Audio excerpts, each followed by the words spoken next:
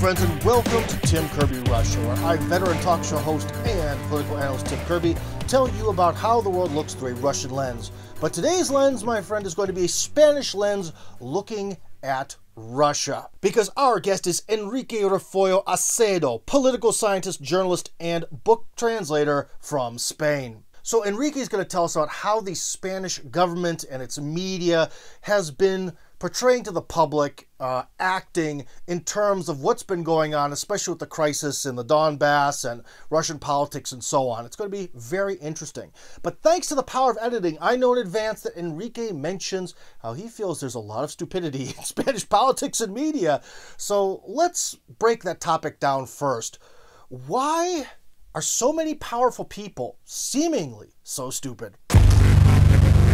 Now, the first part to this, we have to exclude this mentality that everyone's a puppet. You know, when you talk to people online, there are certain people who love to just sit behind their screen and say, well, everyone's in on it. Putin's in on it, Xi, Trump, everyone is in on it. They're all part of this evil whatever. And they never know what that is. You know, I've heard all sorts of things. Everything's been controlled by the House of Windsor, is in the British monarchy. It's controlled by the Vatican.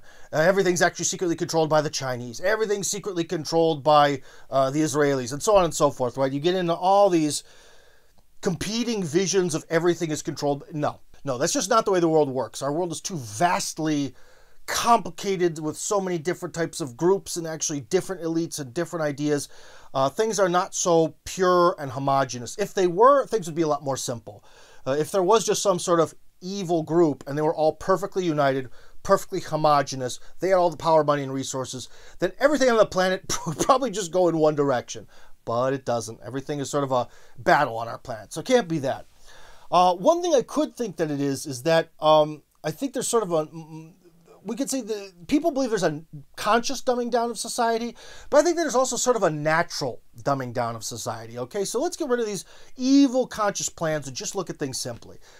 Number one, our lives are pretty easy now. I mean, if you look at it, the average person can afford like a dishwasher. They have their home heated. You know, if they go out to some job, a lot of it is just sort of office work, or it's like something like McDonald's, which is annoying and boring, but it's not dangerous, and it's not like backbreaking labor. Essentially, life is kind of easy. And when life is kind of easy and we don't have to really fight to survive, I don't think that there's that much of a fight for knowledge. Another aspect as to why people are dumb is some of my Protestant viewers probably hate me, but there was one very strong aspect of Protestantism that has a really good side and a really bad side, okay? So what did the Protestants say? They said that, hey, everyone can read the Bible, and my opinion on the Bible is just as good as some guy in Rome or some fancy person in some fancy robes in Moscow, right? Now, with that mentality, definitely comes the can-do attitude that we see in a lot of more Protestant countries, especially America, right?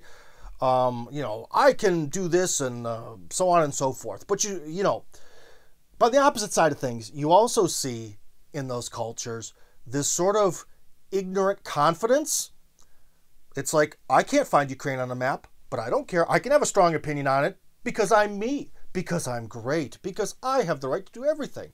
So I think at the moment when large numbers of people became sure that the average Joe, no matter how dumb he is, his opinion on the Almighty and the sacred and the universe counts just as much as anyone else's, we kind of open the door for society to be dumb.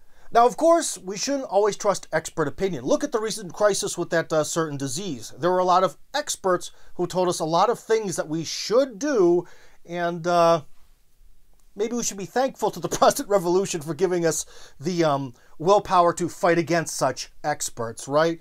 So I'm not saying it's all good or all bad, but it definitely changed things. But when it comes to dumbing down, a lot of people feel very free to be very confident and have big opinions about things they don't know. Also, one other thing is about expertise. Now, I've seen a lot of people on YouTube who have very interesting channels, and when they talk about what they know, wow, it's awesome. But when they go out of that realm, oh boy, it is not so awesome. Scientists tend to be really naive and dumb when it comes to politics, stuff to do with human relations, social stuff. They're in their science mode, and vice versa, right? When you get non-scientific, trendy hipster journalists writing about science, it is always extremely naive and also very gullible.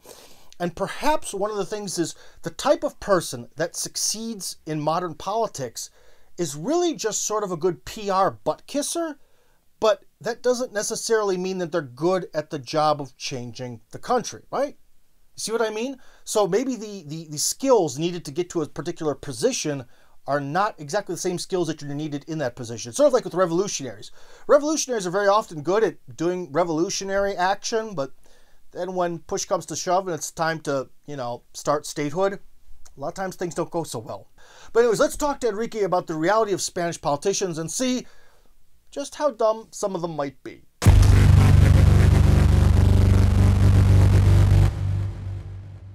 Enrique, recently you gave a speech here in Moscow. So what did you tell the public? What was this speech about? The West has forgotten the 8 years war in Donbass.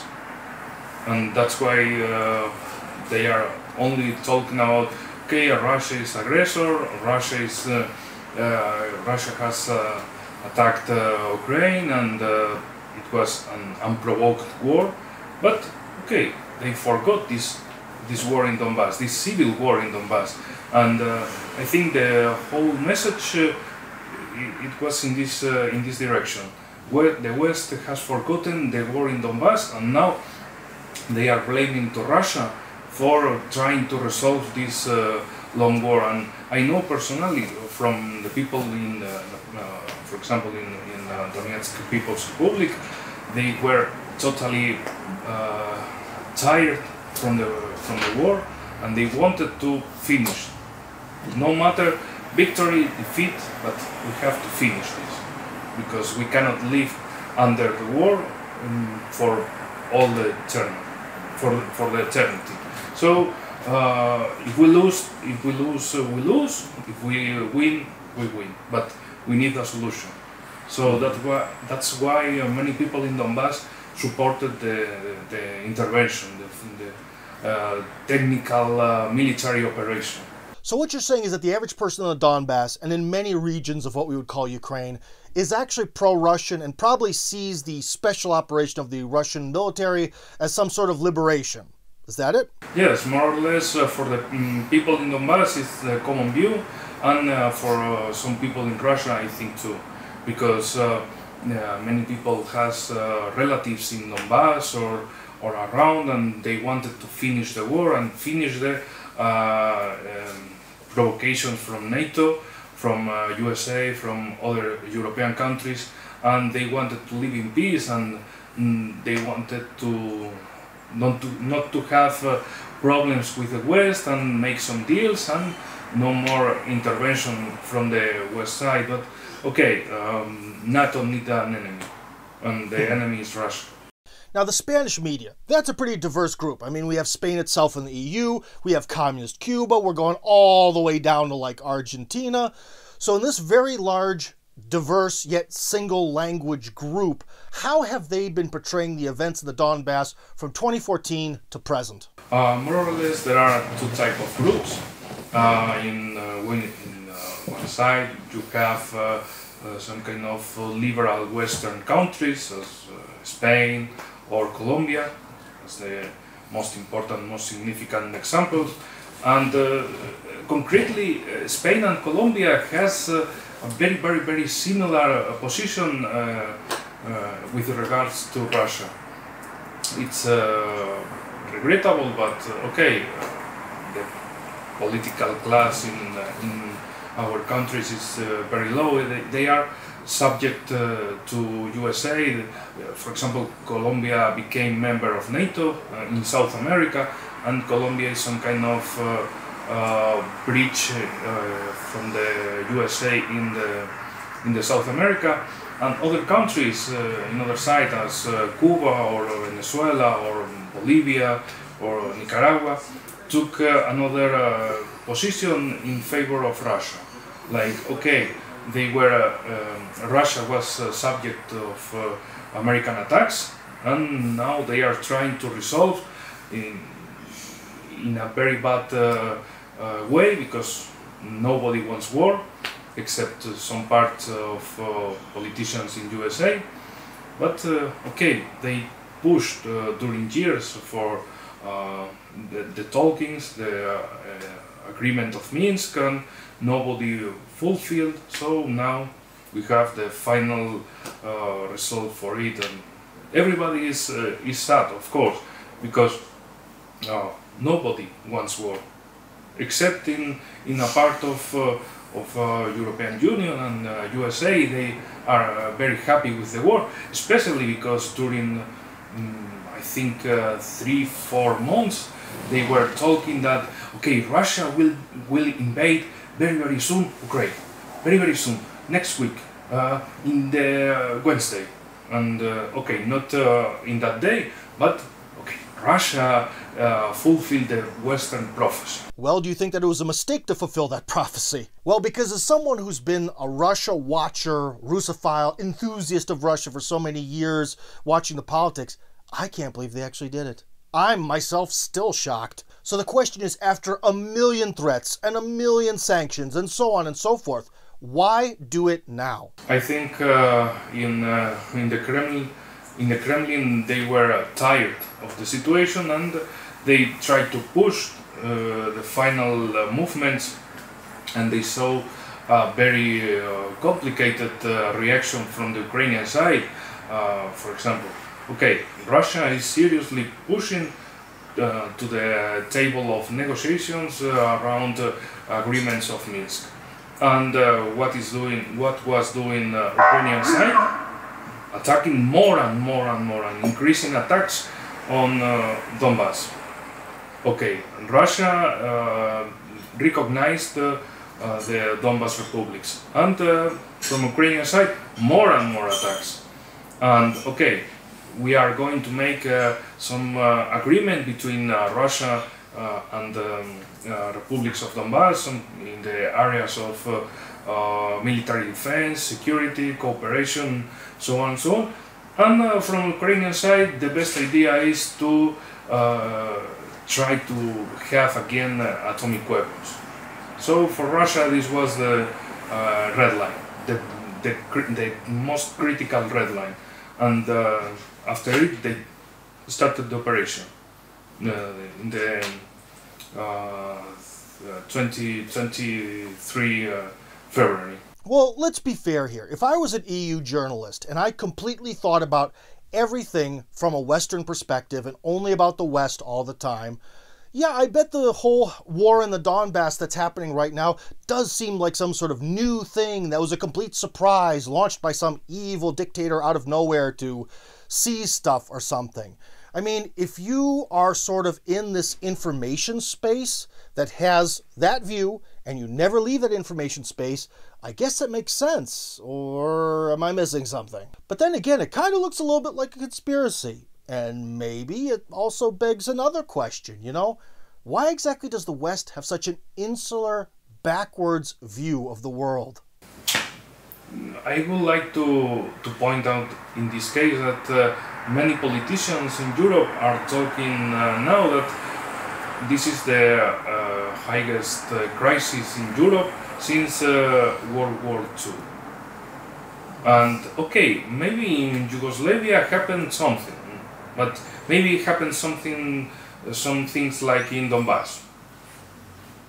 Nothing happened, because it will mean very bad news and very bad remembrance from the Western countries' actions in this part of Europe, and how Germany or USA pushed to the independence, to the dissolution of Yugoslavia, and how they pushed to the civil war, and they didn't try to make some kind of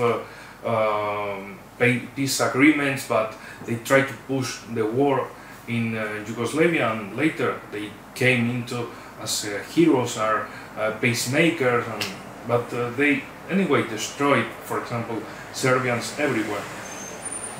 And not a crime, of course. As killing people in Donbass. Okay, so is this a question that EU politicians, and especially Spanish ones, are just inherently stupid and they can't really understand the other side because they're dumb? Or is it because that the other side is like Yugoslavians and Russians and Arabs and stuff, you know, basically subhumans to them that don't matter? I mean, when push comes to shove, doesn't all this human rights stuff really only apply to Western Europe? Okay, I cannot talk about other European countries, but about Spain, politicians are really stupid. Really stupid. We saw during coronavirus, they were really stupid.